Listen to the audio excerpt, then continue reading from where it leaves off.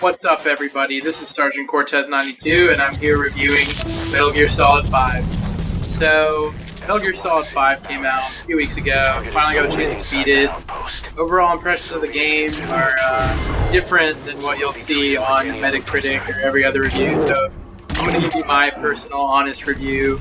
I gotta give a quick shout out to Blitzkrieg, a buddy of mine who told me to start reviewing games again because I told him to not buy this game, and I'll tell you why.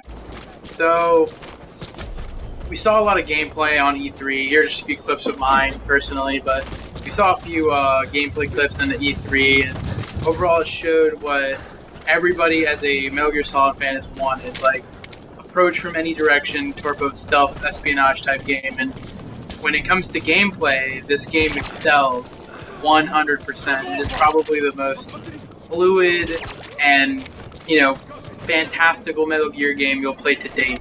But a Metal Gear game is more than just gameplay. This game lacks in story, very much so to its predecessors. The game has a total of 50 missions, but only the first 30 are the quote-unquote chapter 1 of the game, and the story in that game is very, very weak because of the way they have set up these missions. It doesn't flow very well. You don't really care about a lot of the characters. You have no idea what's going on about 50% of the time. If you aren't a Metal Gear fan, if you've played like previous iterations of Metal Gear, you'll kind of get what's going on, but still they don't give you enough to go with to really grasp the concept of what's going on.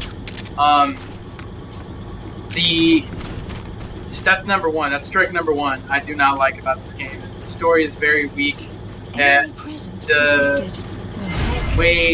one of the positives, which is an open world, is also one of its negatives, because an open world is good and it gives you a different approach to everything, but for the most part, both maps that you get, Central Africa and Afghanistan, you only get 2, they're very devoid of life. There are only so many outposts, and it's only so much fun for so little time.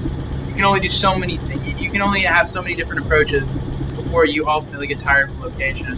The side ops are very repetitive, very monotonous. Some of them aren't. They shouldn't even be called side ops because they're required. They're story side ops. It should just be story missions. That's where this game confuses itself, where it wants to tell you have side objectives, but you need to complete those side objectives before you get a main objective. So in reality, they're just sub-main objectives. They're not side objectives. Another big negative about this game is once you complete Chapter 1, Missions 1 through 30, the story that this game has to give you is over. You still have a little bit of story left, but to get that little bit of story left, you have to redo missions you've already done with difficulty modifiers on them. And I'm not against any difficulty modifiers, but some of these levels and just the way the game has been designed is completely flawed.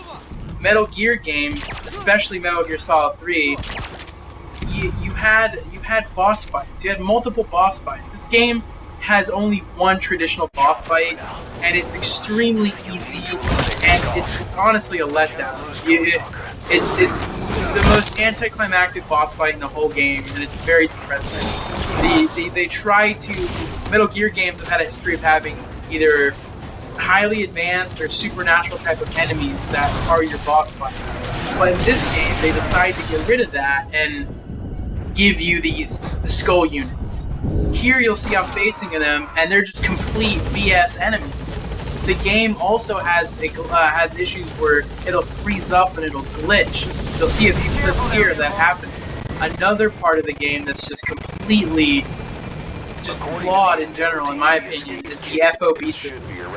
You'll see a clip soon of somebody invading my base, and I have nothing against people invading you, but if you're gonna have a game based on, like a Metal Gear game, you're thinking of a story-based game, you can't have somebody who's got way better equipment than you come and invade you. There's no chance of you surviving. There has to be an EXP or tiered level system on who can invade who. If not, you're just gonna waste your time and get annihilated. know, I was lucky I was able to take out this player, but he had everything fully upgraded, and he hadn't even bothered upgrading anything just because I wanted to blitz through the story. The game shouldn't be like that. Like you shouldn't have to, you know, worry about that as part of the game. And it affects your single player experience because you lose resources when they invade you. You know, here you'll see the game glitch up, cut up a bit, but ultimately, my final, you know, this game lacks the story. It's not a good Metal Gear game. I mean, the gameplay is awesome, so if you're somebody who only cares about gameplay, doesn't care about story, by all means, go spend $60. But if you're like me and you were a diehard Metal Gear game, don't buy this game. I mean, I would suggest gameflying it if you have that service, or Redbox it. Do not spend the $60 because you will be disappointed, and it really, really is sad. Like this is the enemy that you'll fight. It's your quote-unquote boss fight, and it's not a fucking spoiler. Just because it's a Metal Gear game, you know you're gonna fight a giant robot. Come on, like really. And I don't even show the actual boss fight. So get off my back. You're gonna get on my back for that. But anyway, that's my review for the game. You know, like this kind of review, and you want more honest reviews, like and subscribe my channel, and just.